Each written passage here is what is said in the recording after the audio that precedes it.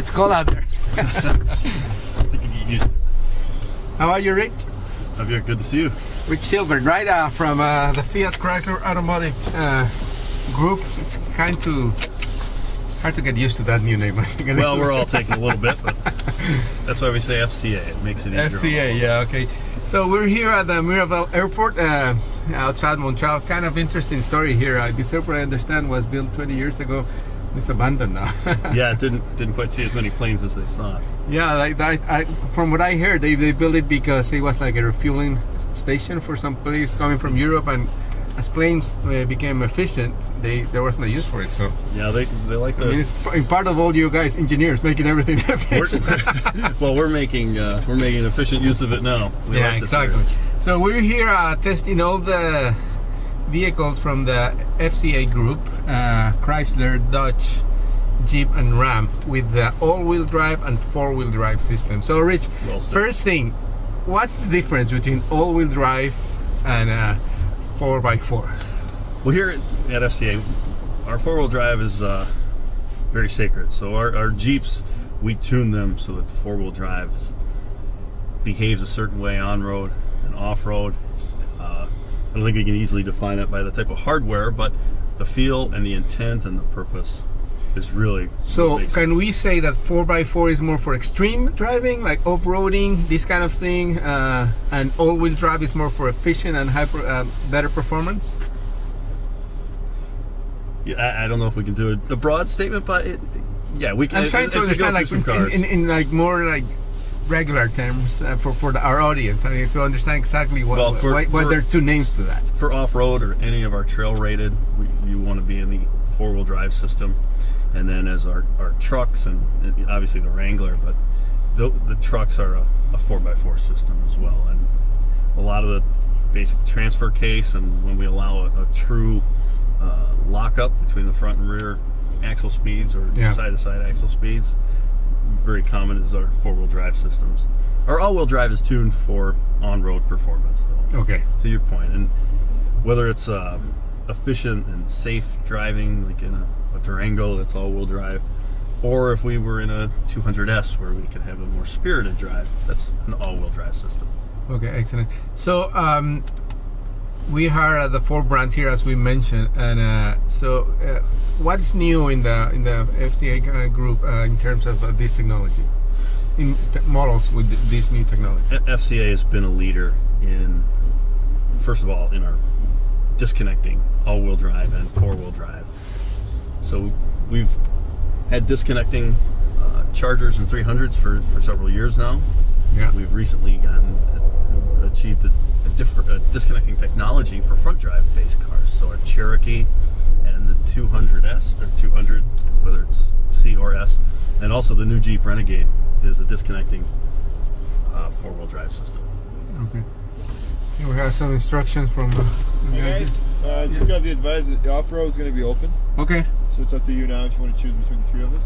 Excellent. Three exercises. Well, thank you. And don't be shy to push it over there. Have fun. All right. Thank you. Don't be shy. I like those words. Yeah, that's the fun part about these events. You can be safe, very safe in this kind of environment. So we're going here into an figure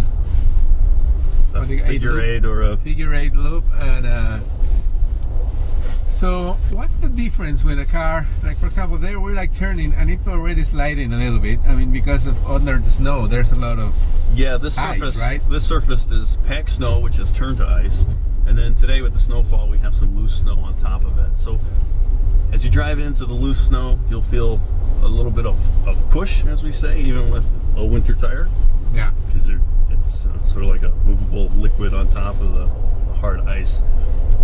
And what you'll feel in a Wrangler is you have it in four-wheel drive.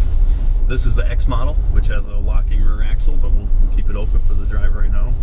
And you can feel as you turn the wheel, you'll feel the vehicle turn in. That's mostly your chassis. As you get on the throttle, you'll feel the front and rear both contributing to that turn. So the four-wheel drive system is giving you the power to get around the course, and then your chassis is interacting with it. But you aren't entering into stability control yet. You're still well under control, and it's moving within And that's what all this new technology does to these cars, right? I mean, even though it's very extreme conditions here and like slide and all that, the computers do a lot of the work. Yeah. There's a little bit of supervisory going on, keeping you in the direction that you want to be heading, making sure the car is turning the way you want it to turn. So for people who don't live in these places that absolutely need this, let me see. Oh, the lights again? Yes. I didn't turn them off. Just so you know. So as I was saying, for people who live in other areas where there's no snow, like Miami or like Sunbelt states, what's the advantages of having these systems in the car? Good to go. Well, all-wheel drive and four-wheel drive isn't just for snow. It can help if you're maybe you have sand or some dirt roads that you need to traverse, or rain even? Rain, especially muddy roads, potholes, chuck holes where you may have to go slow and you want to have traction in both axles or all four wheels. It's very useful for many people. It's just not for winter anymore.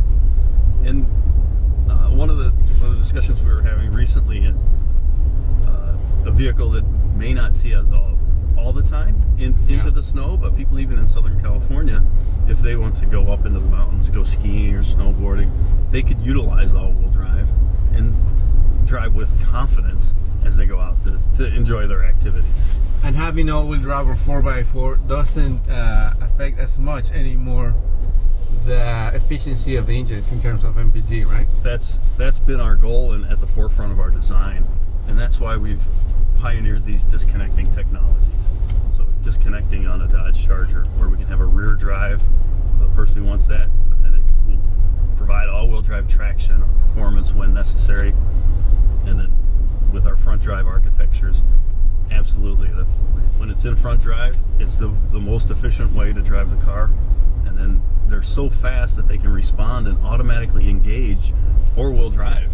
So the computers make that decision for you, or there's a knob that you can switch it back and forward? We can hop into a Jeep Cherokee and go over that a little bit more if you'd like. Okay, we'll do that later. Okay. So another question about these systems. Let me see. Okay, here. All the vehicles have different modes for the all-wheel drive or the 4x4 system, right? Like snow. Can you go through that a little bit, please? Yeah, we don't have it in the Wrangler because our Wrangler is a fixed permanent. system. Yeah, permanent. You do have 4 high and you have 4 low and a transfer case neutral. A lot of our customers enjoy the Wrangler specifically for that, so you can use a transfer case neutral and pull it behind the recreational vehicle. So they bring it with them, they go on a vacation, they park the, say, motorhome or whatever the product is, and then they have the Wrangler to get them around town. So it's a fun car, they can drive it. If you want to drive it on the beach. Or in terms of cost of these vehicles, is there a big difference anymore in between cars that have only front wheel or rear-wheel drive systems? I think in some of the discussions from the brands today, we're definitely doing our best to get that cost down so that the opportunity cost to get into an all-wheel drive or four-wheel drive is not so great that it's prohibitive. And I think we're seeing that distance decrease. So the new Renegade, for example, the Jeep starts under 20,000 and it already has four-wheel drive. Which is pretty amazing. And that's a lot of vehicle for that. It's a good value, and the fuel economy is not hampered as much as it could be because of the disconnecting technology. So you get that. In the Renegade, it's passive.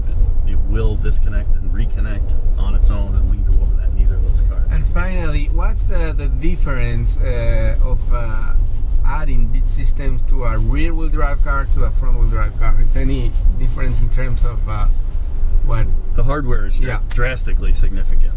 So in a rear drive car, we need to, behind the transmission, add a transfer case. Yeah. You're clear. But in a front drive, we have to add a component called the power transfer unit that allows the front axle to still drive, but takes some of that power and torque and sends it to the rear. So yeah, very different hardware and very different architectures. I think so. Well, Rick, thank you very much. We're gonna keep enjoying driving here. I mean, the sun is coming out. Doesn't mean that it's warmer. Absolutely. A little more light. Well, thank you very much for everything. Huh? Anytime, Javier. Thank you very much. Bye.